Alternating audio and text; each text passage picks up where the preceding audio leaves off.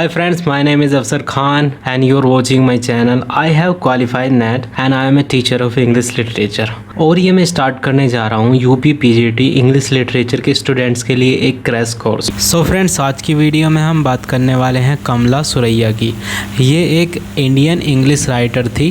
इनकी पोएम्स के बारे में बात करने से पहले इनकी लाइफ के कुछ इंटरेस्टिंग फैक्ट्स के बारे में बात कर लेते हैं। सो इनका जन्म 31 मार्च 1934 में हुआ था और इनकी डेथ हुई थी 31 मई 2009 में। अपनी राइटिंग टाइम में ये माधवी कुट्टी नाम से फेमस थी और जब इनकी शादी हुई थी मीन्स जो इनका रियल नेम है वो है कमला दास। इसके बाद में इन्होंने अपना नेम चेंज कर लिया था, कमला सुरैया कर लिया था कमला दास से। कमला दास एक इंडियन इंग्लिश पोएट थी जो केरला से थी और इन्होंने अपनी जो पोएम है वो दूसरी भाषा में भी लिखी है इंग्लिश के अलावा, जैसे मलयालम। फैक्ट नंबर 3, इनकी जो पॉपुलैरिटी है केरला में वो बेस है इनकी शॉर्ट स्टोरी पर और इनकी ऑटोबायोग्राफी पर। फैक्ट नंबर 4, जब कमला दास 15 साल की थी तो उनकी शादी एक बैंक ऑफिसर के साथ में कर दी थी जिसका नाम था माधव दास।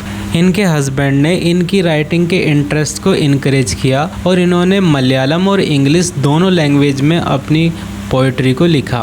फैक्ट नंबर 5, कमला दास की जो पहली पोएट्री कलेक्शन है उसका नाम है समर इन कोलकाता, जो पब्लिश हुई थी 1965 में। फैक्ट नंबर 6, जब कमला दास 42 ईयर्स ओल्ड थी तब उन्होंने एक अपनी ऑटोबायोग्राफी पब्लिश की। ये बहुत ही बोल्ड थी और इसका नाम था माई स्टोरी। ये ऑटोबायोग्राफी एक्चुअली में ओरिजिनली मलयालम में पब्लिश हुई थी जिसका रियल नेम था इंते कथा। इसके बाद में खुद कमला दास ने इसको इंग्लिश में ट्रांसलेट किया और इसका नाम इन्होंने माई स्टोरी रखा। फैक्ट नंबर 7, इन 1999 में इन्होंने अनाउंस किया कि वो हिंदू धर्म से इस्लाम धर्म में कन्वर्ट हो गई हैं। ये अपने मुस्लिम लवर से शादी करना चाहती थी लेकिन बाद में इन्होंने कभी शादी नहीं की और अपना नाम कमला दास से चेंज करके कमला सुरैया रख लिया। फैक्ट नंबर 8, इन 1984 में कमला दास नोबेल प्राइज़ इन लिटरेचर के लिए शॉर्ट लिस्टेड हुई थी लेकिन उन्हें मिला नहीं ये प्राइज़। फैक्ट नंबर 9, इसके बाद में 1998 में इनको एशियन पोएट्री प्राइज़ मिला। अपनी एक पोएट्री में इन्होंने अपने बारे में लिखा है, I speak 3 languages, right in 2, dream in 1। Means मैं 3 लैंग्वेजेस बोलती हूँ और 2 में लिखती हूँ और 1 में ड्रीम देखती हूँ। फैक्ट नंबर 11, उनके लिटरेरी वर्क्स के लिए उनको डी.लिट की डिग्री से सम्मानित किया गया 2006 में। फैक्ट नंबर 12, उनकी डेथ जब हुई थी जब वो 75 ईयर्स ओल्ड थी, मीन्स मई 31 में 2009 में पुणे हॉस्पिटल में हुई थी। फैक्ट नंबर 13, उनकी जो लास्ट बुक का टाइटल था वो इस तरह से था, the kept women and other stories. Fact number 14, कमला दास की राइटिंग चाहे वो इंग्लिश में हो या मलयालम में, उसमें रीडर को स्ट्रॉन्ग फेमिनिज्म मिलती है। वो वुमेन के सेक्स और उसकी सेक्सुअलिटी के बारे में बात करने से कभी नहीं शर्माई। अपनी पोएम्स और अपनी शॉर्ट स्टोरीज में उन्होंने ये सब चीज़ें इंक्लूड की, मीन्स इनके बारे में लिखा। उन्होंने जब वो 50 और 60 ईयर्स ओल्ड थी तब भी उन्होंने कन्फेशनल राइटिंग को राइट करना नहीं छोड़ा। कमला दास ने अपनी राइटिंग में वुमेन के इश्यू पर फोकस किया, जैसे struggling in society with sexism, understanding and experimenting with women sexuality, child birth से पहले और बाद की लाइफ के डिफरेंसेस, लव, डिज़ायर, लोनलीनेस, घर छोड़ के कहीं और शिफ्ट होना और इमोशनल डिसइल्यूजनमेंट। इन सब टॉपिक्स पर कमला दास ने अपनी पोएट्री को लिखा और इन जैसे बोल्ड टॉपिक की वजह से उनको the mother of modern English Indian poetry के लेवल से नवाजा गया। और इसके बाद उनकी कंपैरिजन यूरोपियन राइटर जैसे सिल्विया प्लाथ और मार्गरेट डुरास से होने लगी। इसके बाद में कमला दास के कुछ मेजर वर्क्स के बारे में बात करते हैं, उनकी बुक्स के बारे में बात करते हैं। तो सबसे पहले इनका नॉवेल आता है जिसका नाम है अल्फ़ाबेट ऑफ लस्ट। ये पब्लिश हुआ था 1976 में। इनकी एक ऑटोबायोग्राफी है जिसका नाम है माई स्टोरी, जो पब्लिश हुई थी 1976 में, जिसकी बात हमने पहले भी की थी। इसके बाद में इनकी शॉर्ट स्टोरीज़ हैं। एक का नाम है a doll for the child prostitute, जो पब्लिश हुई थी 1977 में, और दूसरी शॉर्ट स्टोरी है Padmavati the harlot and other stories, जो पब्लिश हुई थी 1992 में। इसके बाद में इनके पोएट्री कलेक्शन को देखते हैं कि वो किस किस तरह से पब्लिश हुए थे। तो सबसे पहला पब्लिश हुआ था 1964 में द सायरन्स नाम से। इसके बाद में आता है समर इन कोलकाता, जो पब्लिश हुआ था 1965 में। इसके बाद में आता है द डिसेंडेंट्स, जो पब्लिश हुआ था 1967 में। इसके बाद में आता है the old play house and other poems, जो पब्लिश हुआ था 1973 में। इसके बाद द स्ट्रेंजर टाइम, ये पब्लिश हुआ था 1977 में। इसके बाद में आता है टुनाइट द सेवेज राइट, जो पब्लिश हुआ था 1979 में। इसके बाद में कलेक्टेड पोएम्स, ये पब्लिश हुआ था 1984 में। इसके बाद में द एनामलाई पोएम्स, ये पब्लिश हुआ था 1985 में। इसके बाद में आता है only the soul knows how to sing, ये पब्लिश हुआ था 1997 में। इसके बाद में आता है माई मदर एट 66, ये पब्लिश हुई थी पोएम 1999 में। और इसके बाद में 2001 में आता है या अल्लाह। इसके बाद में नेक्स्ट और लास्ट जो पोएट्री कलेक्शन है उसका नाम है पनिशमेंट इन द किंडरगार्टन। ये वर्क्स कमला दास की लाइफ के कुछ इम्पोर्टेंट वर्क्स थे जिनके कम से कम टाइटल्स को एग्ज़ाम के लिए याद रखना ज़रूरी है। अब बात करते हैं इनकी कुछ मोस्ट इम्पोर्टेंट जो पोएम्स हैं उनके बारे में। उनको हम शॉर्ट में डिस्कस करेंगे यहाँ पर। अगर हम इन पोएम्स को डिटेल में डिस्कस करेंगे तो ये वीडियो बहुत लंबी हो जाएगी और आई थिंक आपको इतना टाइम वेस्ट करने की ज़रूरत नहीं है, क्योंकि एग्ज़ाम में सिर्फ पॉइंट टू पॉइंट चीज़ें ही पूछी जाती हैं और इसके लिए आपको किसी भी पोएम की समरी का पता होना चाहिए। तो सबसे पहले बात करते हैं इनकी एक पोएम जिसका नाम है एन इंट्रोडक्शन। इस पोएम में कमला दास ने अपने कॉम्प्लेक्स इमोशंस को एक्सप्लोर किया है। ये इमोशंस सोसाइटी के एक सिस्टम के साथ कनेक्टेड थे, जिसमें उसने उस फीलिंग की बात की है कि जब सोसाइटी किसी एक जेंडर की लाइफ को कंट्रोल करती है तब उस जेंडर को कैसा फील होता है। ये जेंडर ऑब्वियसली फीमेल जेंडर होता है जिसे सोसाइटी में मेल जेंडर कंट्रोल करता है। इसके बारे में ही कमला दास ने अपना एक मेजर रोल प्ले किया था इंडियन फेमिनिस्ट मूवमेंट को इस्टेब्लिश करने में। ये पोएम उनकी अच्छी खासी फेमस पोएम है जो उनकी first poetry collection summer in Kolkata में 1965 में पब्लिश हुई थी। अगर इस पोएम की समरी की बात करें तो इस पोएम में कमला दास पोएट मतलब अपनी खुद की फीलिंग को डिस्क्राइब करती है और अपने मेंटल और इमोशनल स्टेट को एक्सप्लोर करती है। कमला दास इस पोएम में कहती है कि वो इंडिया के बड़े बड़े लीडर्स को जानती है जो काफ़ी पावरफुल हैं और इस बात के अपोजिट वो अपने आप को लैक ऑफ पावर महसूस करती है क्योंकि उसकी शादी उसकी मर्जी के खिलाफ हो गई थी जब वो महज 16 साल की थी। उसने अपनी पूरी ज़िंदगी अपनी आइडेंटिटी को बनाने में मेहनत की है और शादी के बाद उसको वो रोल प्ले करना पड़ा जो वो कभी नहीं चाहती थी। मीन्स उसको एक वाइफ बनना पड़ा according to tradition. Kamala Das describe करती है कि किस तरह मैन सब कुछ कर सकते हैं, जो चाहे वो कर सकते हैं। उनके लिए इतनी लिमिट्स नहीं है जितने कि वुमेन्स के लिए हैं और वो आसानी से अपनी आइडेंटिटी बना सकते हैं, अपनी चॉइस और इमोशंस को ग्रो कर सकते हैं जैसा कि वुमेन्स नहीं कर सकती। इस पोएम की कुछ फर्स्ट लाइंस इस तरह से हैं। I don't know politics but I know the names of those in power and can repeat them like days of week or names of month beginning with Nehru. Kamala Das की सेकंड पोएम आती है the looking glass. इस poem में कमला दास अपनी खुद की identity को तलाश करती है मेल डोमिनेंट सोसाइटी में, जहाँ पर एक वुमेन को अपना सब कुछ त्याग करके मेल ईगो और उसकी डिज़ायर को सेटिस्फाई करना होता है और उसकी मर्दानगी को सुपीरियर एक्सेप्ट करना होता है और अपने आप को इन्फीरियर एक्सेप्ट करना होता है। ये पोएम वुमेन के ह्यूमिलेशंस और फ्रस्ट्रेशन के बारे में है जो इंडिया की हर एक औरत को फेस करना पड़ता है। जो वुमेन लव पाना चाहती है उसको तो खासकर फेस करना पड़ता है। और यहाँ पर जिस मैन की बात की जा रही है वो मैन पूरी मेल सोसाइटी को रिप्रेजेंट करता है। ये पोएम एक मिरर है जो मेल की ईगो को रिफ्लेक्ट करता है और जिस सोसाइटी में वुमेन रहती है उसकी डिज़ायर को सप्रेस किया जाता है। सोसाइटी में जो सोशल नॉर्म्स बने हुए हैं उनकी वजह से वुमेन को एक खास रोल प्ले करना पड़ता है और उनको ये एक्सेप्ट करना पड़ता है कि वुमेन इस सोसाइटी में इन्फीरियर क्रिएचर है। कमला दास भी कुछ ऐसा ही बॉन्ड से बंधी थी जिसकी वजह से उनकी पर्सनल लाइफ में डिससेटिस्फैक्शन और दुख के अलावा कुछ उनको नहीं मिल पाया। इस पोएम की फर्स्ट लाइन कुछ इस तरह से है, getting a man to love you is easy, only be honest about your wants as women stand nude before the glass with him.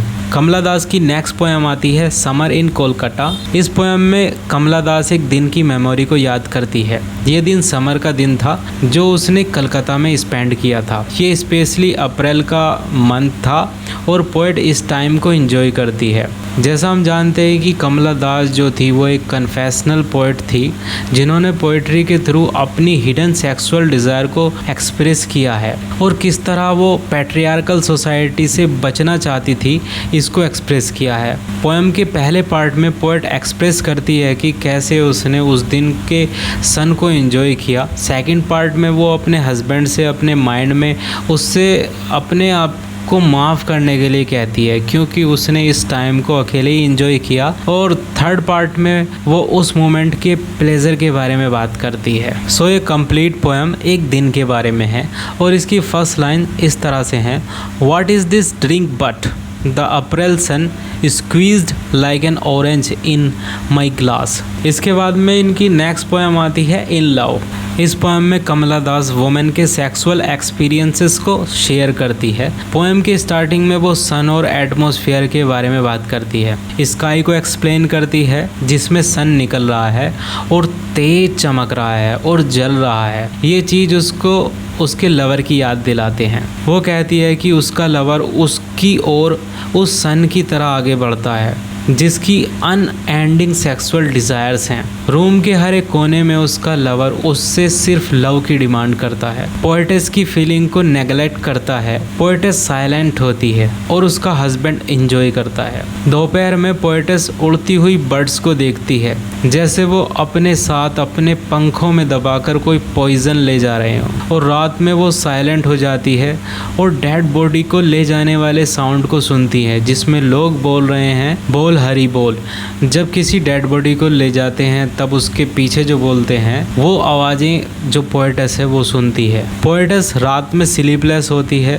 उसके माइंड में बहुत सारे क्वेश्चंस घूमते हैं। सब के सब क्वेश्चन उसके लवर के बारे में होते हैं और वो उसके प्रेजेंस को लव नहीं कह सकती क्योंकि उनकी सिर्फ स्किन ही कम्युनिकेट करती है। और वो कहती है कि उसके लवर का हर एक एक्शन उसके लस्ट पर बेस होता है।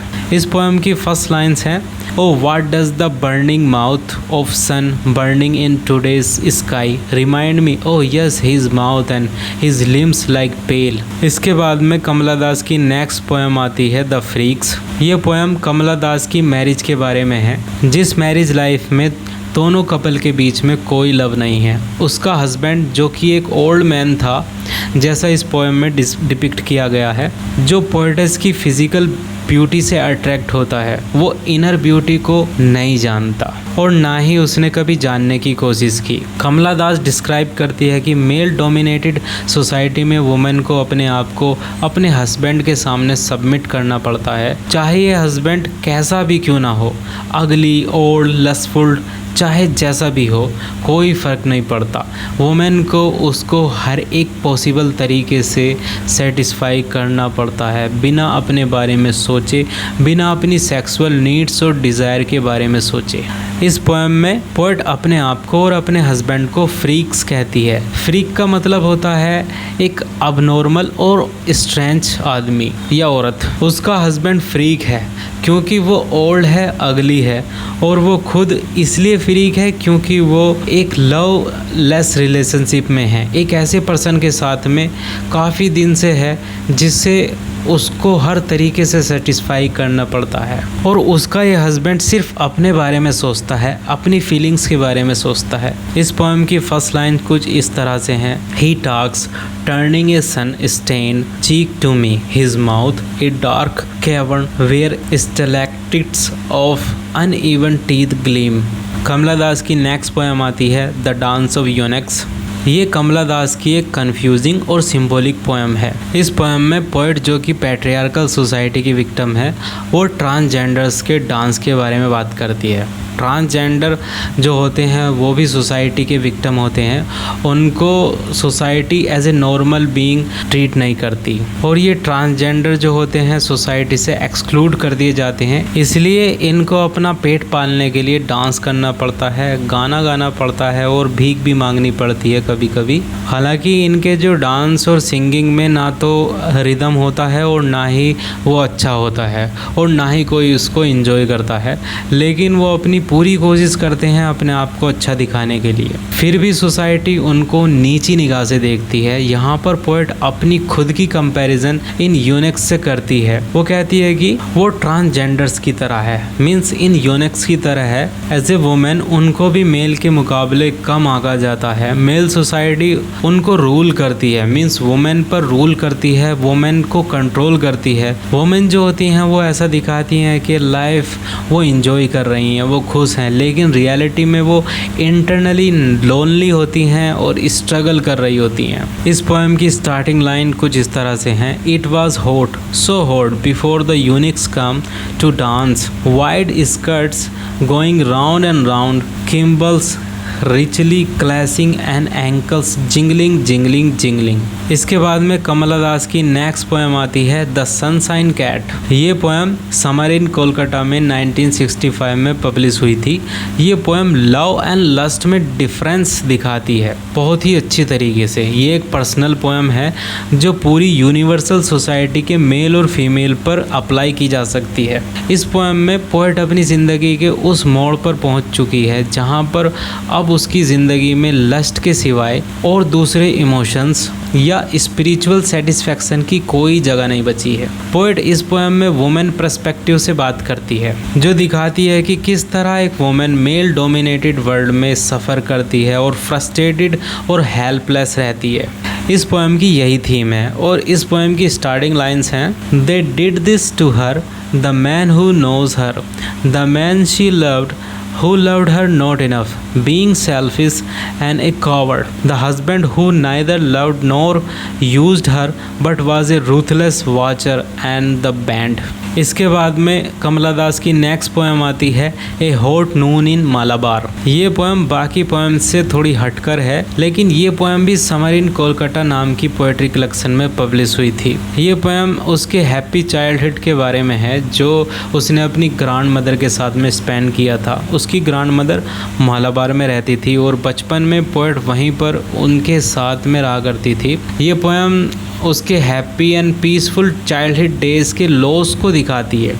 ये दिन उसने अपनी ग्रैंड मदर के साथ में स्पेंड किए थे, वो बहुत ही खुश थी उस टाइम पर। इस पोएम में मेनली जो पोएट है उसकी मेमोरी और डिज़ायर को दिखाया गया है कि उसकी बचपन की मेमोरी क्या है और वो जो पोएट है वो चाहती क्या है। और इस पोएम की जो फर्स्ट लाइन्स हैं वो इस तरह से हैं। This is a Noon for beggars with weaning voices, A Noon for man who come from hills with parrots in a cage and fortune cards, all stained with time, for brown Karwa girls with old eyes who read palm in light, sing song voices, for Bengal sailors who spread on the cool black floor those red and green and blue bangles all covered with the dust of roads. अगर आपको इस poem की detail में video चाहिए तो आप description से link के थ्रू उस वीडियो को देख सकते हैं। इसके बाद में कमला दास की नेक्स्ट पोएम आती है माई ग्रैंड मदर हाउस। ये पोएम भी उसके poetry collection summer in Kolkata में पब्लिश हुई थी। ये भी एक ऑटोबायोग्राफिकल पोएम है जिसमें पोएट अपने पेरेंटल हाउस मालाबार को मिस कर रही है, जहाँ पर उसे उसकी ग्रैंड मदर से बहुत सारा प्यार और स्नेह मिला।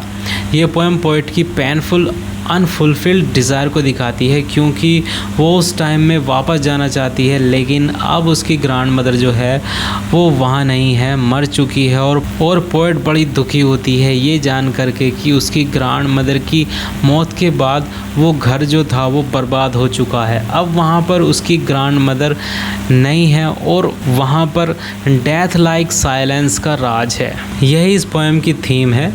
और इस पोएम की जो फर्स्ट लाइन्स हैं वो इस तरह से हैं। There is a house now far away where once I received love, that woman died, the house withered into silence, snakes moved among books I was then too young to read, and my blood turned it cold like the moon। इसके बाद में कमला दास की next poem आती है my mother eight 66। ये poem एक emotional poem है जो कि डॉटर की फीलिंग उसकी माँ के लिए क्या है ये डिस्क्राइब करती है। कमला दास अपनी इसी फीलिंग को इस पोएम के थ्रू एक्सप्रेस करती है। जैसा कि हम जानते हैं कि कमला दास एक कन्फेशनल पोएट थी, तो वो क्या फील करती है एज ए डॉटर अपनी माँ के लिए, ये पोएम इसी के बारे में है। एक बार पोएट कार में अपनी माँ के साथ में जा रही होती है, तो वो अपनी माँ को देखती है, सोते हुए देखती है स्पेशली। तब उसको रियलाइज़ होता है कि उसकी माँ बूढ़ी हो रही है और एक दिन ऐसा आएगा कि वो मर जाएगी।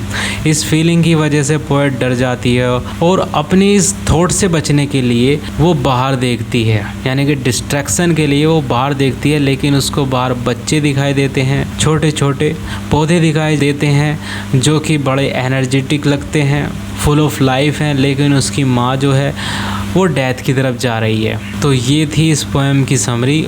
अगर आप इस पोएम को डिटेल में देखना चाहते हो तो डिस्क्रिप्शन में इस पोएम के लिंक पे क्लिक करके आप ये वीडियो देख सकते हैं। इस पोएम की जो स्टार्टिंग लाइन्स हैं वो कुछ इस तरह से हैं।